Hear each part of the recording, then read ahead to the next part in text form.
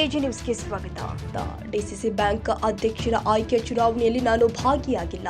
BJP ನಾಯಕರು ಯಾರ್ಯಾರು ಇದ್ದಾರೋ ಅವರನ್ನೇ ಕೇಳಿ ಅಂತ ರಾಜ್ಯಸಭಾ ಸದಸ್ಯ ಈರಣ್ಣ ಕಡಾಡಿ ಹೇಳಿದ್ದಾರೆ.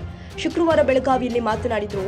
ಡಿಸಿಸಿ ಬ್ಯಾಂಕ್ ಅಧ್ಯಕ್ಷ ಚುನಾವಣೆಯಲ್ಲಿ ಕಳೆದ ಬಾರಿ ಬಿಜೆಪಿ ನಾಯಕರು ಸೇರಿಕೊಂಡು ಬಿಜೆಪಿಯ ರಮೇಶ್ ಕತ್ತಿ ಆಯ್ಕೆ ಮಾಡಿದ್ವಿ. ಆದರೆ ಈ ಬಾರಿಯ ಚುನಾವಣೆಯಲ್ಲಿ ನಾನು ಇರಲಿಲ್ಲ ಎಂದು ಹೇಳಿಕೆ ಕೊಟ್ಟಿದ್ದಾರೆ. ಲಾಸ್ಟ್ ಟೈಮ್ ಬಿಜೆಪಿ ತೋರಿಸಿದಂತ ಮುತುವರ್ಜಿ ಸರಿ ಯಾಕೆ ತೋರಿಸಿಲ್ಲ?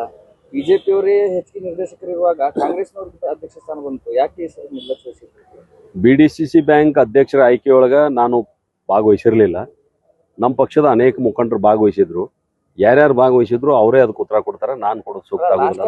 ಎಲ್ಲರೂ ಸೇರಿ ಒಗ್ಗಟ್ಟಾಗಿ ಅಲ್ಲ, ಲಾಸ್ಟ್ ಟೈಮ್ ನಾನು ಇದ್ದೆ, ನಾವೆಲ್ಲ ಇನ್ವಾಲ್ವ್ ಆಗಿದ್ದೀವಿ. ಅವಾಗ ನಾವು ಉತ್ತರ ಕೊಡಕ್ ಬಂದಿದ್ದೆ. ಈಗ ನಾನು ಇನ್ವಾಲ್ವ್ ಆಗಿಲ್ಲ.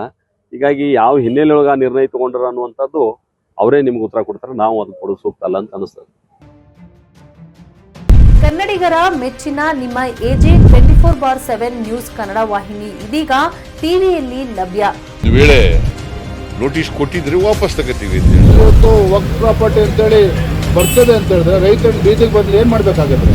ಯಾರು ವೋಟ್ ಹಾಕಲಿಲ್ಲ ಅಂದ್ರೆ ಗ್ಯಾರಂಟಿನೆಲ್ಲ ಸ್ಟಾಪ್ ಮಾಡ್ಬಿಡ್ತೀವಿ.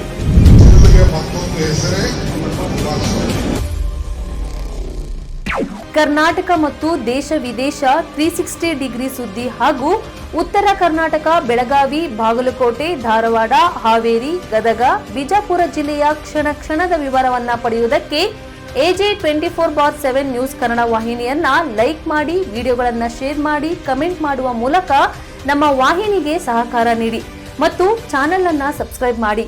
ಧನ್ಯವಾದಗಳು.